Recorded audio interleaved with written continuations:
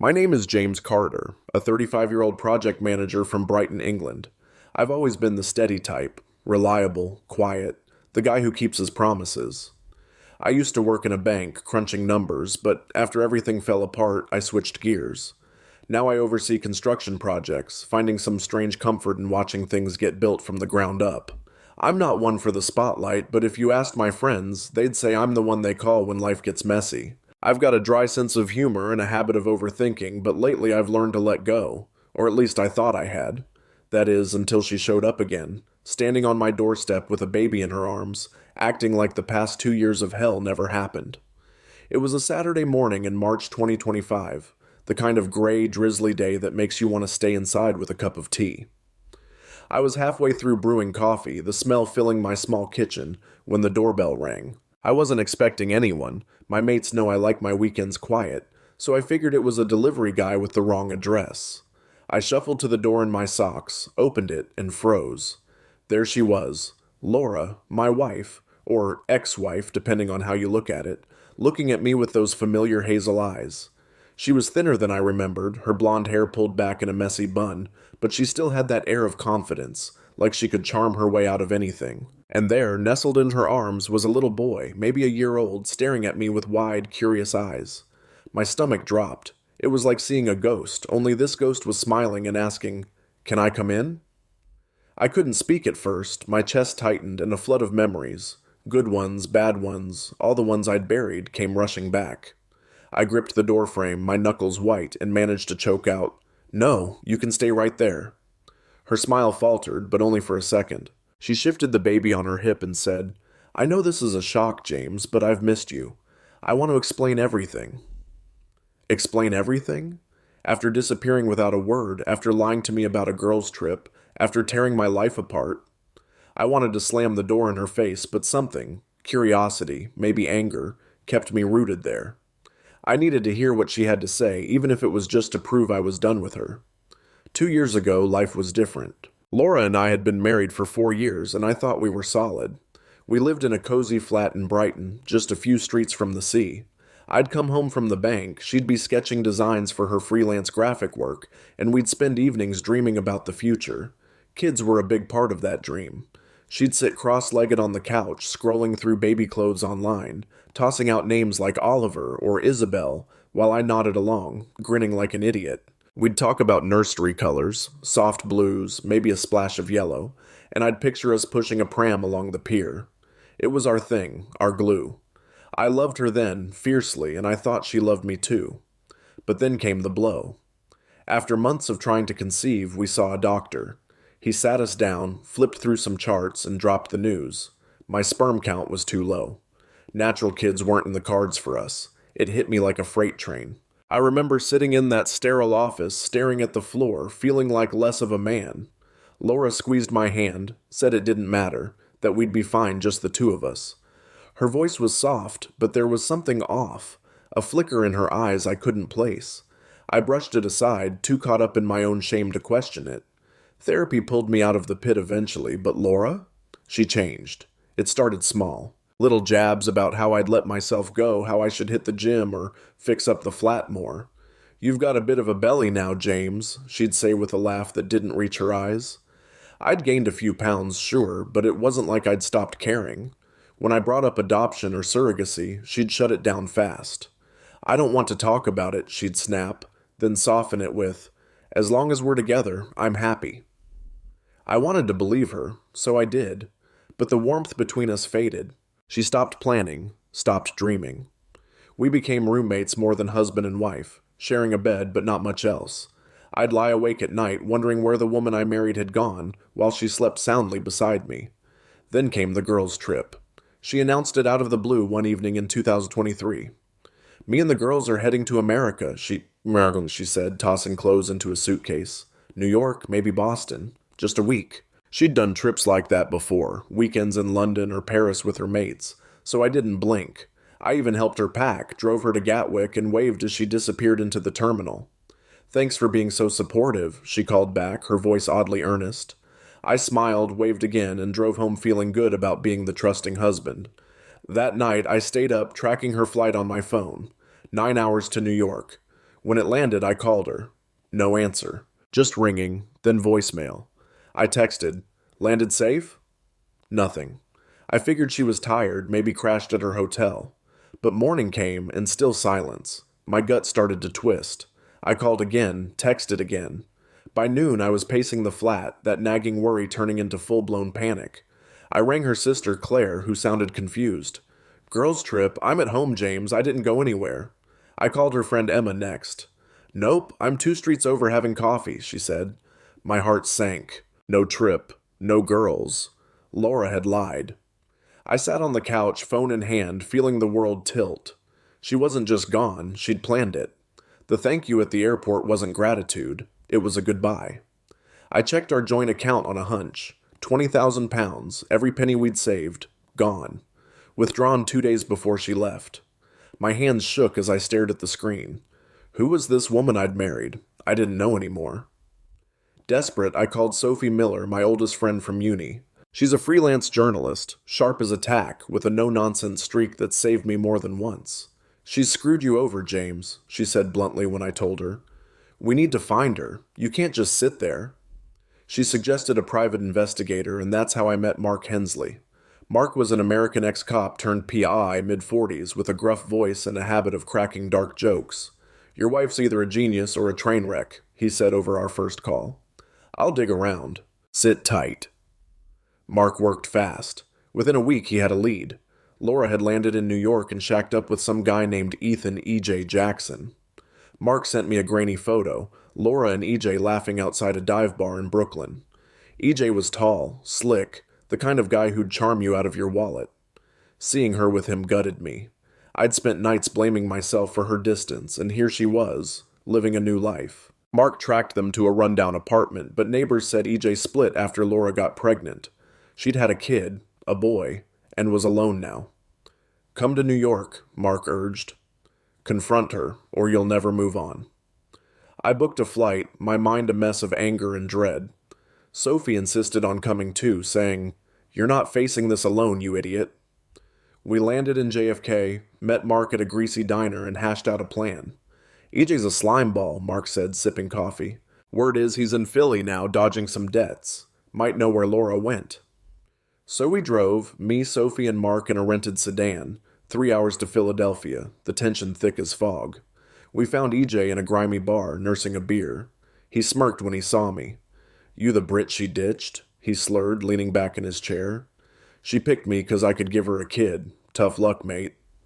My fists clenched, but Sophie grabbed my arm. "Where's Laura?" I demanded. EJ laughed, a nasty edge to it. "Hell if I know. She got clingy after the kids, so I bailed." Sophie stepped in, her voice cold. "You're a wanted man, Ethan. Fraud, theft, cops'd love a tip. Talk." His smirk faded, and he muttered, "She's back in Brighton with her folks. Good riddance." I flew home numb. EJ's words echoed. She'd left me for a kid, for him.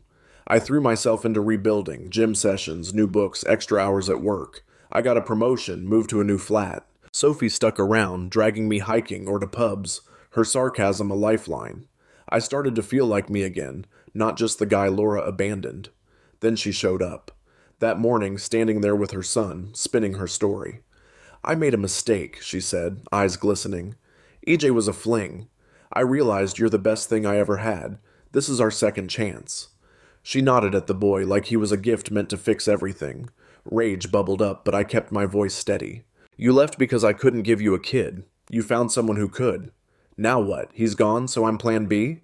She flinched, then tears spilled. "I was wrong, James. I love you. We can be a family." I almost laughed. Love? This wasn't love. It was desperation. "You made your choice," I said. "Live with it." She switched tactics, voice rising. "I could have taken half of everything. The house, the money. I didn't. You owe me for that." I stared, seeing her for the first time. Not my wife, but a stranger grasping at control. "We're done," I said, and shut the door. She pounded on it, yelling, "You'll regret this!" I leaned against the wall, heart racing, but a strange calm settled over me. She could scream all she wanted. I was free, or so I thought. Days later, EJ turned up, drunk and wild-eyed, banging on my door. "She's your problem now," he snarled, his voice slurring through the wood. "Give me money, or I'll tell her where you live. She'll never leave you alone. I stood there, heart pounding, the sound of his fists like thunder in my quiet flat. He looked a wreck. Greasy hair, bloodshot eyes, a stained jacket hanging off his frame. I could smell the whiskey on him even through the door.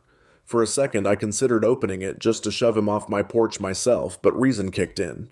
This wasn't my fight anymore. I grabbed my phone, dialed 999, and kept my voice low as I told the operator, "There's a guy at my door threatening me. He's drunk, won't leave."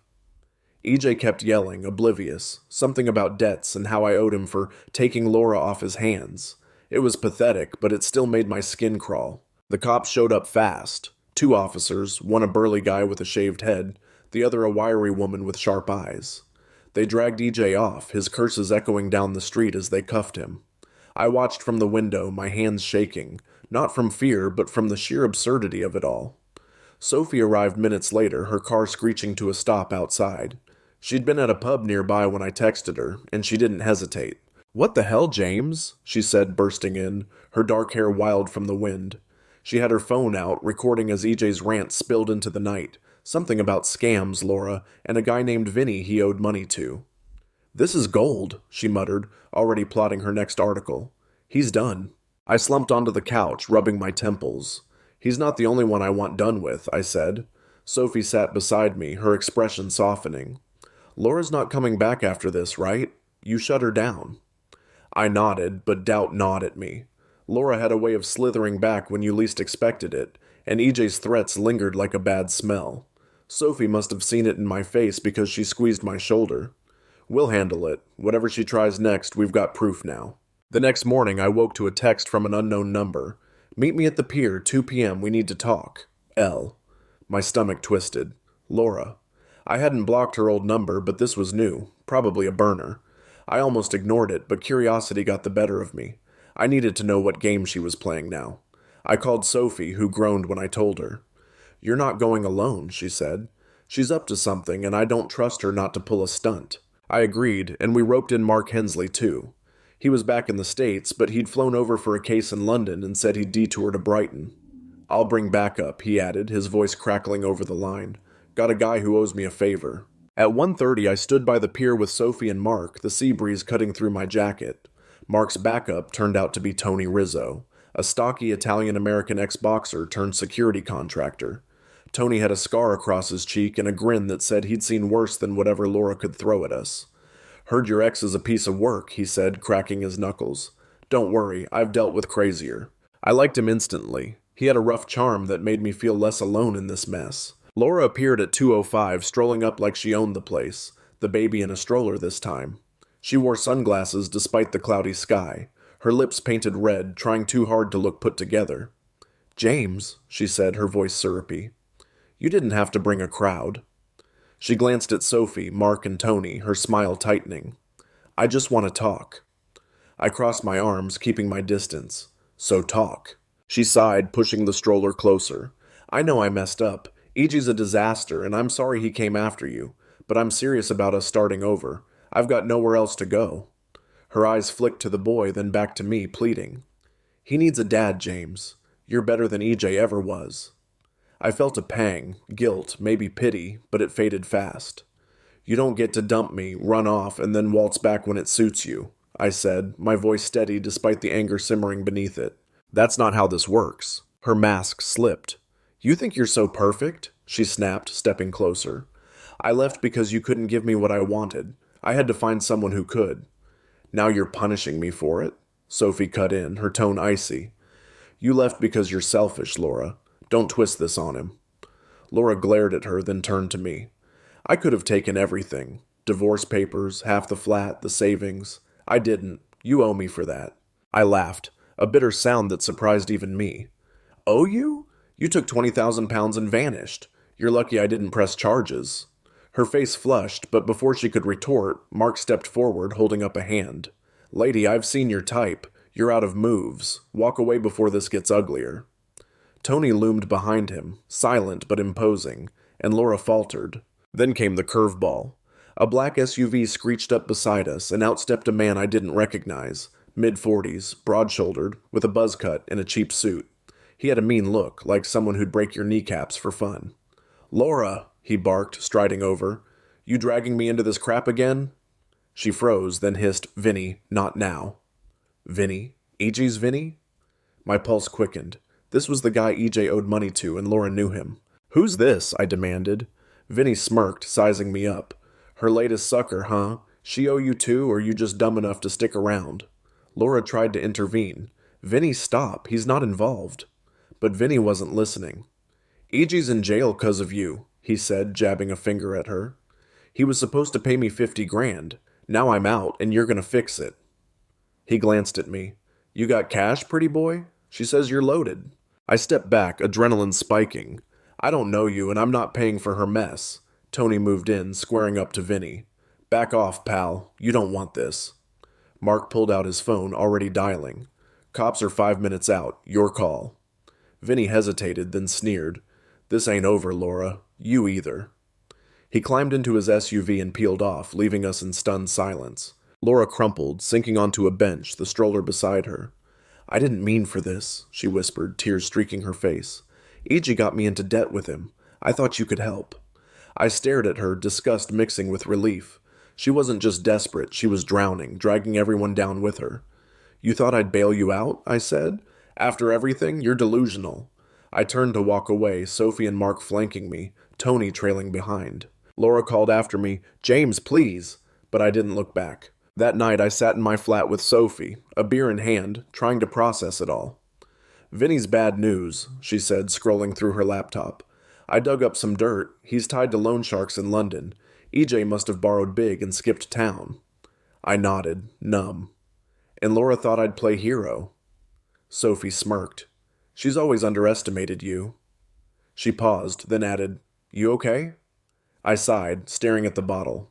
I don't know. I'm tired of her shadow. The next day, Mark called. Vinny's got a warrant out, assault charge from last year. He won't bother you again if he's smart. EJ's locked up too, spilling his guts for a deal. I thanked him, feeling a weight lift, but it wasn't over yet. Laura's mom, Diane, showed up at my door that afternoon, a frail woman with tired eyes. I'm so sorry, James, she said, clutching a tissue. She's out of control. We can't handle her and the boy. Her dad's sick and we're broke. I felt a twinge of sympathy. She'd been kind to me after Laura left, cooking me meals when I couldn't fend for myself, but I shook my head. I can't fix this, Diane. She made her bed. Diane nodded, defeated, and left. I thought that was it, but 2 weeks later, a letter arrived. No return address, just Laura's handwriting. James, I'm sorry. Vinny's after me and I'm scared. I'm leaving Brighton with the boy. Don't hate me. I crumpled it, tossed it in the bin. Scared or not, she'd built this cage herself. I wasn't her keeper. Sophie dragged me hiking the next weekend, the cliffs stretching out under a rare sunny sky. We sat on a ledge, catching our breath, and she nudged me. You're free now, you know that? I looked out at the sea, the waves crashing below, and felt it. True freedom, not just from Laura, but from the man I'd been with her. Yeah, I said, smiling. I think I am. Sophie and I sat there on the cliff's edge, the sea stretching out below us like a promise of something bigger. The wind tugged at my jacket, and for a moment I let myself believe it was over. Laura, EJ, Vinny, all of it. Sophie's voice broke the silence, light but probing. You're free now, you know that? I nodded, managing a small smile.